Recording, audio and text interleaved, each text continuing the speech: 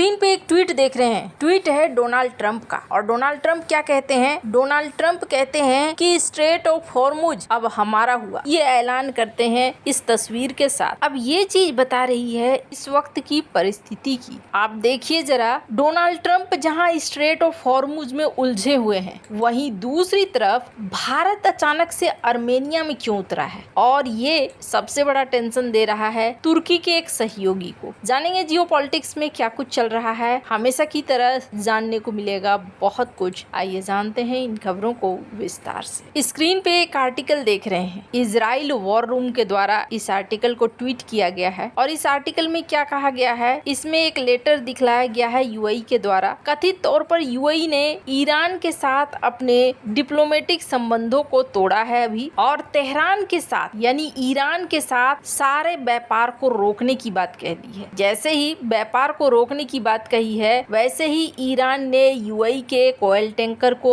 Straight of Hormuz में कथित तौर पर सीज कर लिया है, और इसको ये ईरानियन पोर्ट की तरफ लेकर जा रहे हैं। इस बीच ये भी कहा जा रहा है कि हो सकता है यूएई के साथ इनके टेंशन खड़े हो जाएं और नया लड़ाई का एक मोर्चा खुलना शुरू हो जाए। ये परिस्थितियां हैं जो मैं अभी आपको बता रही हूँ। इसी बीच क्या देखने को मिल रहा है, तुर्की के दो टेंशन, और दोनों टेंशन अपने अपने काम पर लग गए हैं। इजराइल के प्रधानमंत्री और उनके ऑफिस ने सीधे सीधे कहा कि सीरिया में हमने स्ट्राइक किया है, जबकि तुर्की में अमेरिकी राजदूत और सीरिया के लिए ट्रंप के जो खास दूत हैं टॉम बैराक, उनका कहना है कि ये तो ठीक नहीं है, ऐसा नहीं होना चाहिए। ये हमने आपको बताया था। द जेरूसलम पोस्ट के साथ एक इंटरव्यू में बैराक का कहना है कि तुर्की की सेनाओं को ये पता नहीं था कि इजरायली विमान उस खास सीरियाई बेस की ओर जा रहे थे, और न ही उन्हें उनके मकसद का पता था। इसलिए ये मुमकिन था कि वे ये सोचकर अपने जेट्स को तुरंत उड़ान भरने के लिए तैयार कर सकते थे कि उन पर ही हमला हो रहा है। उन्होंने आगे कहा कि कल की घटनाएं गंभीर और चिंताजनक थी। हालांकि हमें राहत है कि किसी की जान नहीं गई, स्थिति और ज्यादा नहीं बिगड़ी। सीरिया ने ये कहा कि इजराइल ने तुर्की की सीमा से लगभग 70 किलोमीटर पूर्व में स्थित रनवे को उड़ाया है। इजरायली पीएमओ का कहना है कि हम बार बार चेतावनी दे रहे थे, लेकिन हमारी बार बार चेतावनी को ये नजरअंदाज कर रहे। तो यहाँ पर देखने को मिल रहा है कि सीरिया में लगा पड़ा है इजराइल, तो वहीं दूसरी तरफ यहाँ आर्मेनिया में भी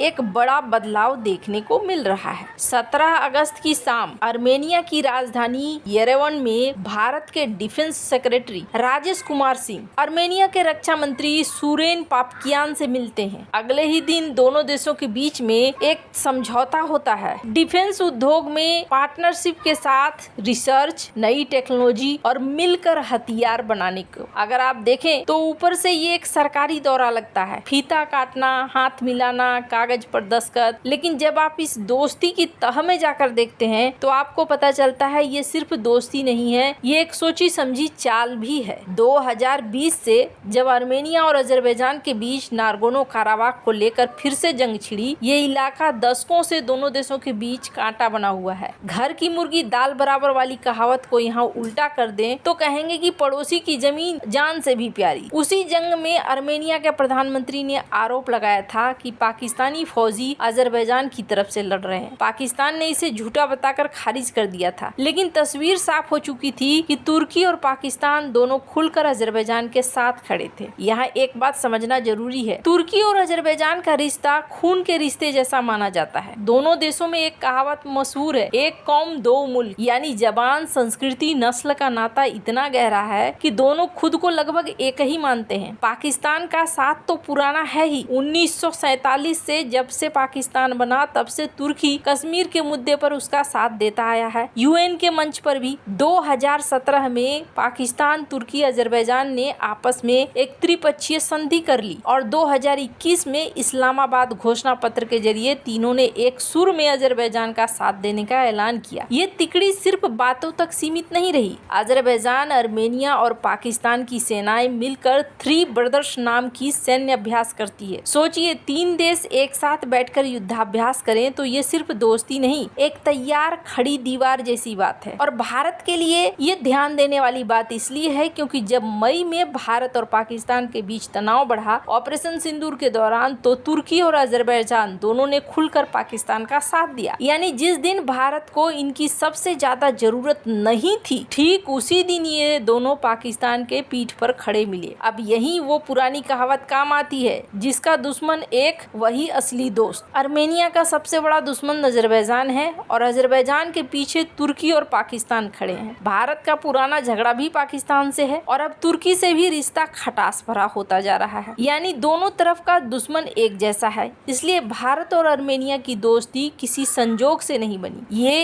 एक दूसरे की जरूरत से जन्मी हुई दोस्ती है। अब बात करते हैं इस दोस्ती के असली रंग की, हथियारों की। 2020 से लेकर अब तक भारत ने आर्मेनिया को लगभग $2 अरब के हथियार बेचे हैं। शुरुआत हुई स्वाति रडार से, जो दुश्मन के तोपों और मोर्टार की गोलीबारी को भांपकर तुरंत जवाबी हमले की जानकारी देता है। फिर आया आकाश मिसाइल सिस्टम का सौदा, 15 सिस्टम $720 मिलियन में। आर्मेनिया इस मिसाइल का पहला विदेशी खरीदार बना। इसके बाद Pinaka rocket launcher, anti tank मिसाइलें, 84 होवित्जर तोपें और जेन नाम का एंटी ड्रोन सिस्टम भी शामिल हो गया। पिनाका रॉकेट लॉन्चर की बात करें तो इसे लेकर एक पत्रकार ने बड़ी दिलचस्प बात कही थी। ये हथियार अजरबैजान की रातों की नींद उड़ा रहा है। सोचिए, एक भारतीय हथियार हजारों किलोमीटर दूर बैठे किसी देश की नींद खराब कर रहा है। ये अपने आप में भारत की बढ़ती ताकत की कहानी कहता है। और अब तो बात यहाँ तक पहुँच गई है कि आर्मेनिया भारत से तेजस लड़ाकू विमान खरीदने की तैयारी में है। $3 अरब के सौदे की चर्चा चल रही है। अगर ये सौदा पक्का होता है तो ये भारत के लिए एक बड़ा मुकाम होगा। अपने बनाए हुए फ्रंट लाइन लड़ाकू विमान का ये पहला निर्यात होगा। लेकिन इस पूरी कहानी को सिर्फ हथियारों के सौदे तक सीमित समझना